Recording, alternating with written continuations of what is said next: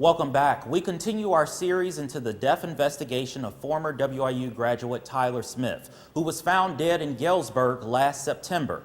Today we break down more of what the family feels has been a hard time trying to get justice for their son.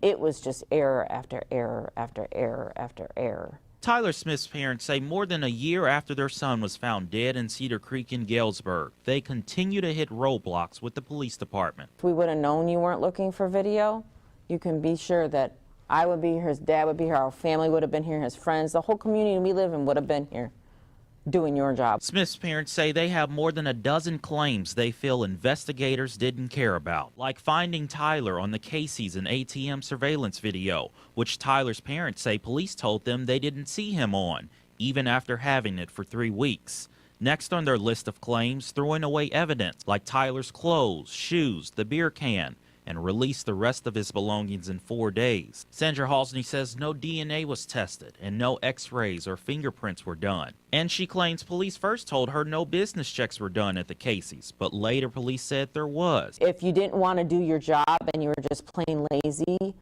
what better way to be lazy than to have somebody else come and do that job? The family says these marks by Tyler's ankle look like marks similar to a stun gun or taser, but police said no officers had tasers on them that night, and police say no dash cam video was on at the time the officer drove down the street.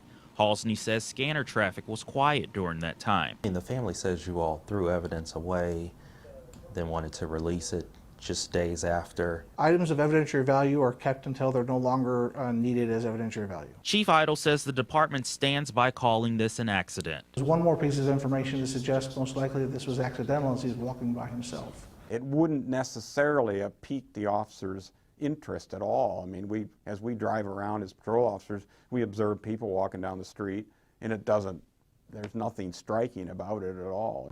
And from this fence, the family says a few things could have happened. Tyler would have to walk across these railroad tracks and either come down this concrete incline, or someone may have brought him in a vehicle through these gates if they had the key. Now, if he was still on foot, he would be walking through this canal in water, slipping and falling, and then somehow end up all the way down there in the canal. But it's all of these unanswered questions that still has the family trying to get to the bottom of what happened. All along, I kept telling Keith and my family, I just don't feel like something's right from the get-go. Tyler's parents hired a private investigator, which found that per protocol of Galesburg Police, a death scene checklist should have been filled out. A sergeant confirmed that one wasn't. The investigator also found an Illinois State Police crime scene technician could have been called in, who works in the same building as the police department, but wasn't. I feel like Tyler would have had